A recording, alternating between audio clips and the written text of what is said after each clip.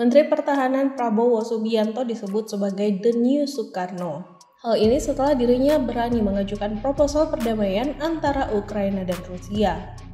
Dikutip dari tribunnews.com pada Sabtu 17 Juni, hal ini diungkapkan oleh Sekretaris Jenderal Partai Gerindra Ahmad Muzani. Ia menyebut langkah Prabowo Subianto itu mengingatkan kepada sosok Presiden Republik Indonesia pertama Insinyur Soekarno. Muzani menerangkan pernyataan sikap seperti itu mengingatkan Bung Karno yang pernah berbicara tegas pada masa Perang Dingin. Saat itu Indonesia menjadi negara pelopor gerakan non-blok. Lalu Sekjen Partai Gerindra menyebut Prabowo sebagai The New Soekarno. Muzani menyebutkan bahwa Indonesia semakin diperhitungkan dunia, dihormati dan disegani saat Prabowo menjabat Menteri Pertahanan Republik Indonesia. Karena itu, ia menilai ex-Danjen Kopassus itu layak menjadi Presiden RI. Menurut Muzani, Prabowo telah menunjukkan kapasitasnya untuk menjadi presiden kelak. Prabowo juga memiliki relasi yang baik dengan tokoh-tokoh dunia.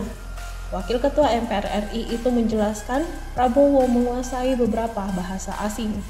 Menhan juga memiliki hubungan baik dengan negara-negara Asia, Eropa, Arab, bahkan Amerika.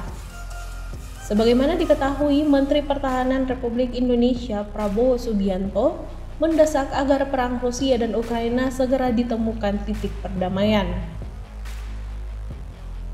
Ia mendesak Eropa agar tidak memikirkan jangka 5 hingga 10 tahun ke depan, tetapi 50 tahun ke depan. Hal ini disampaikan Menteri Pertahanan dalam sesi tanya jawab dalam Institut Internasional untuk Studi Strategis atau IISS, Dialog Shangri-La KTT Keamanan Asia ke-20 di Singapura.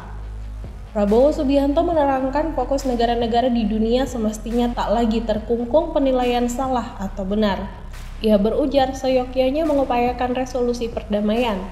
Hal ini agar menjadi satu-satunya langkah yang harus ditempuh untuk mengakhiri perang.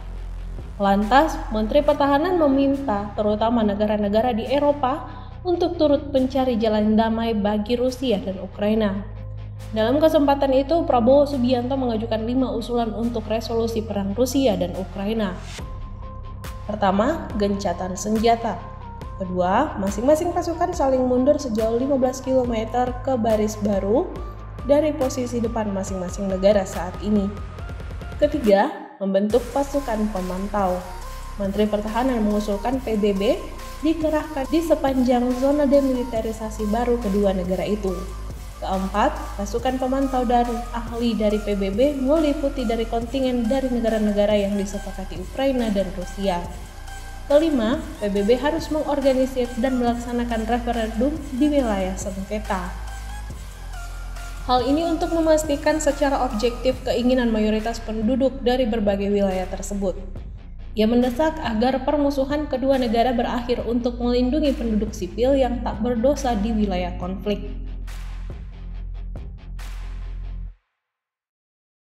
Terima kasih sudah nonton. Jangan lupa like, subscribe, dan share ya.